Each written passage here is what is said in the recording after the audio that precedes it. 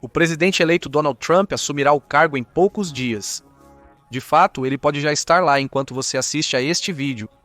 E o presidente que está chegando já expressou algumas ideias interessantes. O expansionismo americano está em sua mente. E 2 territórios se estabeleceram como alvos claros para Trump: Groenlândia e o Canal do Panamá. Trump tem razões para observar ambos os territórios. Ao ser perguntado se estaria disposto a tomar algo de alguém à força, respondeu evasivamente: "Se comprometer com isso", disse o presidente eleito. "Pode ser que você tenha que fazer algo. O Canal do Panamá é essencial para o Panamá. Precisamos da Groenlândia para fins de segurança nacional.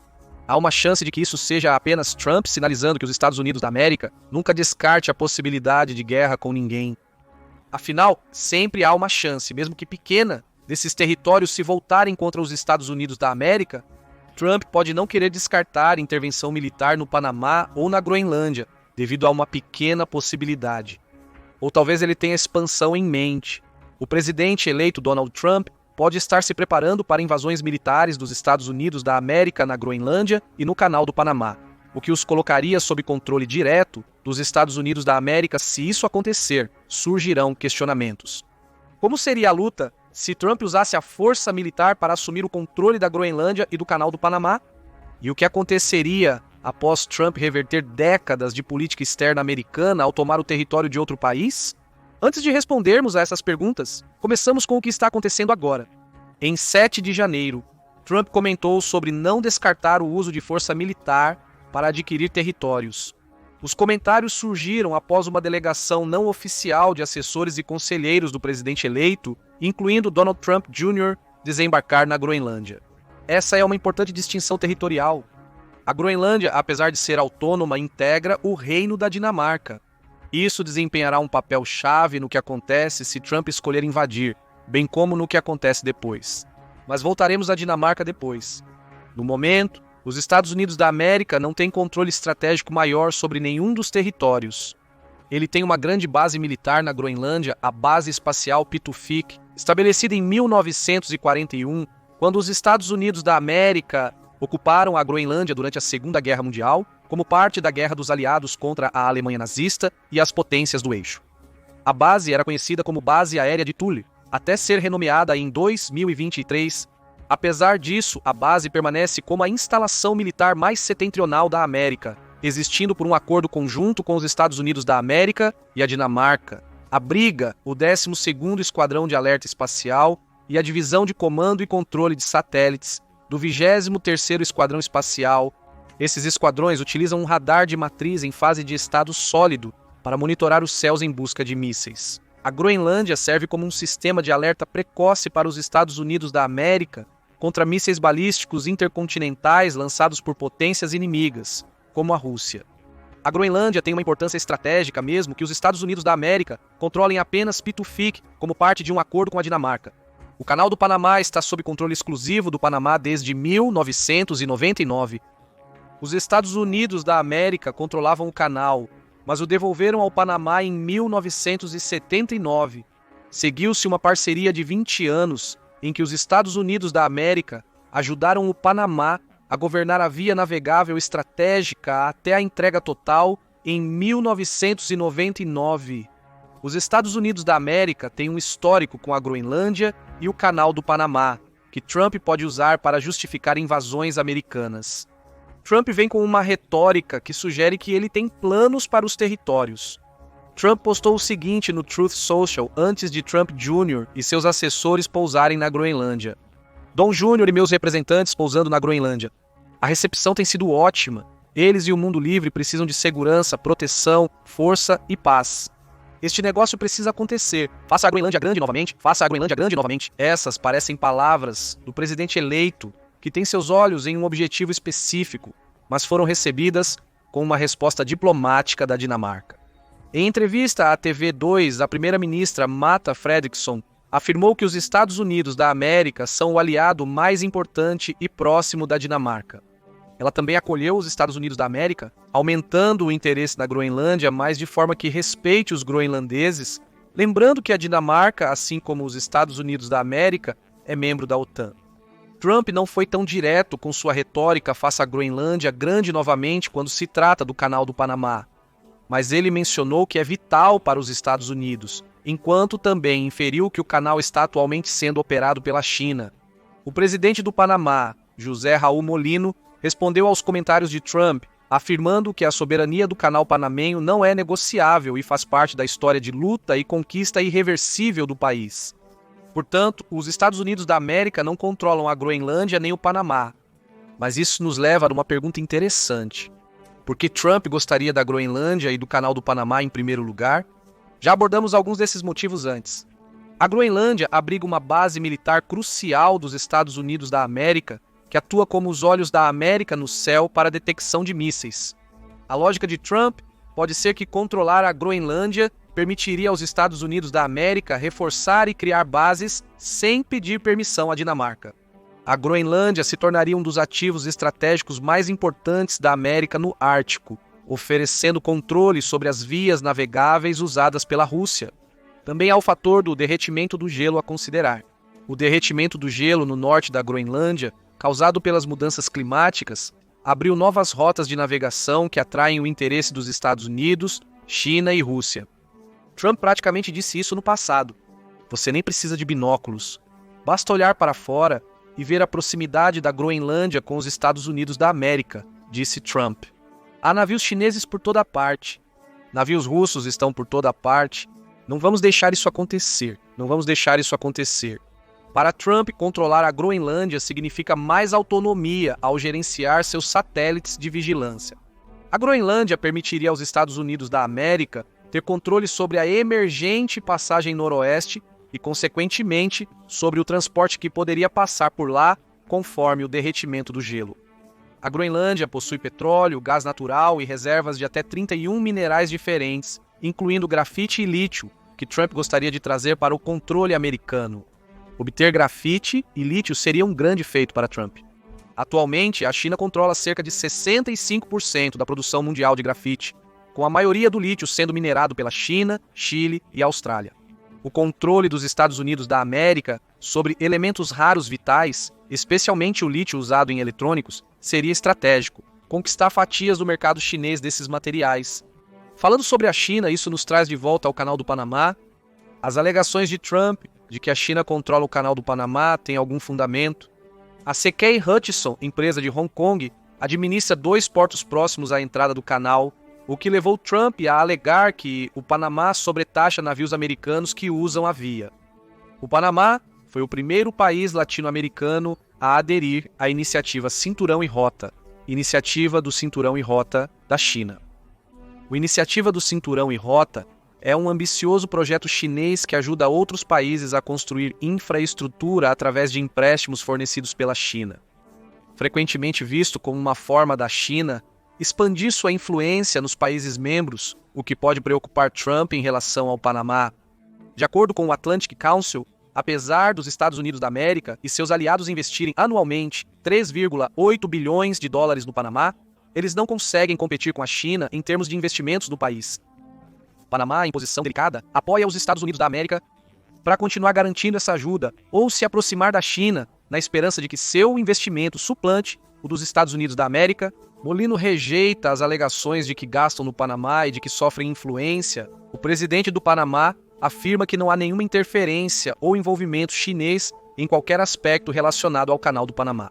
No entanto, essa declaração pode ser insuficiente para dissuadir Trump, considerando a iniciativa do Cinturão e Rota e os portos controlados por Hong Kong na equação.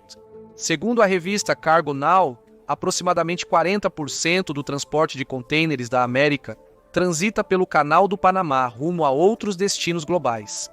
Se Trump de fato acredita que o Panamá sobretaxa os Estados Unidos da América, para este trânsito de contêineres, ele pode acreditar que controlar o Canal do Panamá tornaria o transporte dos Estados Unidos da América mais barato. Talvez os navios americanos não precisassem mais pagar nada se o canal estivesse sob controle dos Estados Unidos da América. Controle. Além disso, a América lucraria muito cobrando dos navios de outros países o que quisesse para usar a via navegável. Portanto, há benefícios claros para os Estados Unidos da América, assumindo o controle da Groenlândia e do Canal do Panamá. É interessante que os Estados Unidos da América têm precedentes em relação a esses 2 territórios. O exército americano já interveio diretamente no Panamá no passado. Em dezembro de 1989, milhares de tropas americanas invadiram o Panamá por terra, ar e mar para depor o general Manuel Noriega do poder. A Operação Just Cause, invasão ocorrida após forças panamenhas matarem um soldado americano, membro do serviço, e viu mais de 20 mil soldados americanos invadirem o país. Os Estados Unidos da América assumiram o controle das principais instalações militares do Panamá e depuseram Noriega, matando pelo menos 514 soldados e civis panamenhos no processo. Então a América já invadiu o Panamá antes.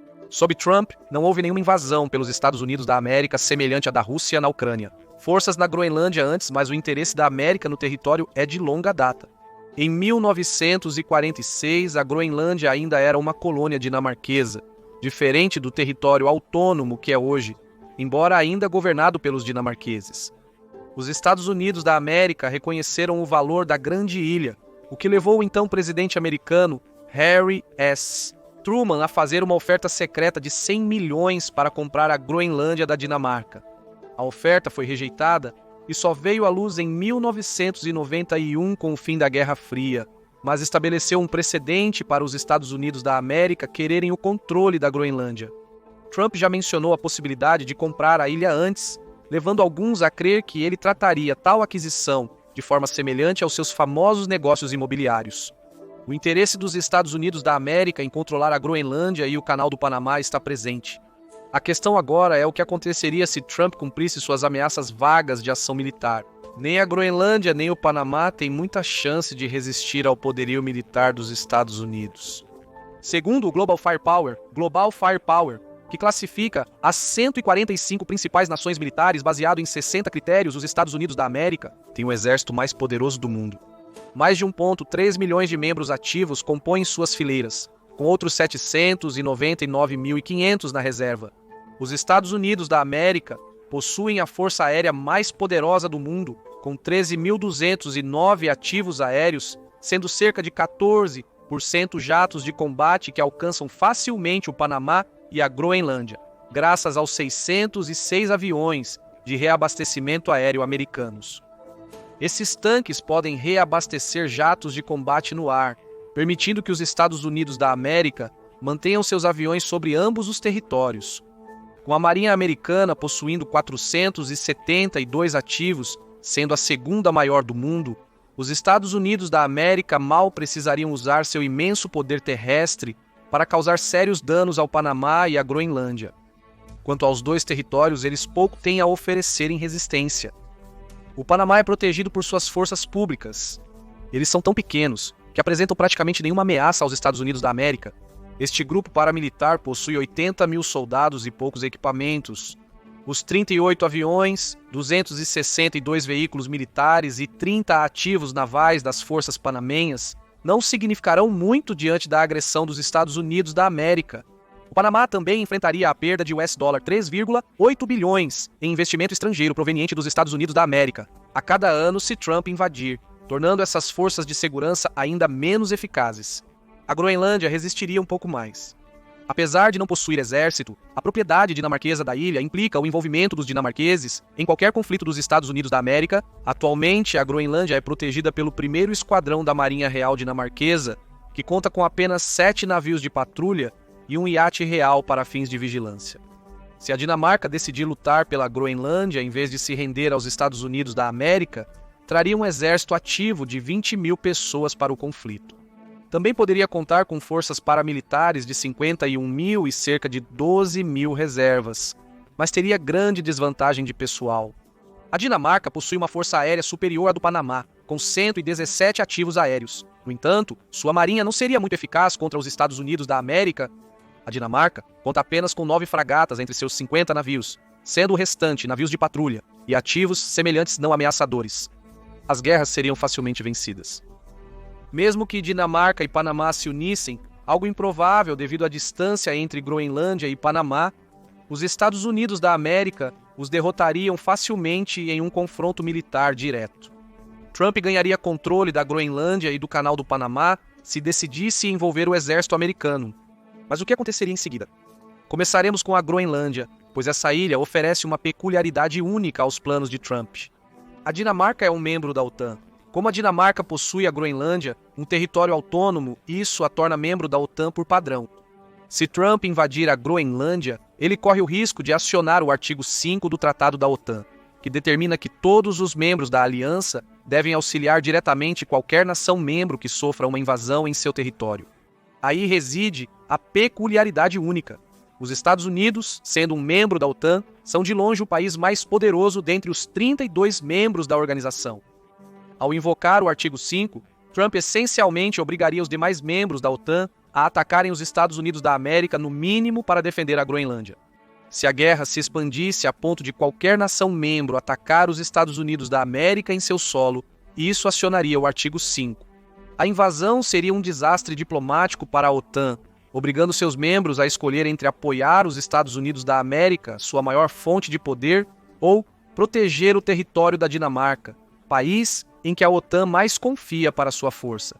É uma situação inédita e provavelmente não antecipada por nenhum membro da OTAN. O que acontece quando um aliado toma uma ação que o torna um inimigo de acordo com as próprias diretrizes da OTAN?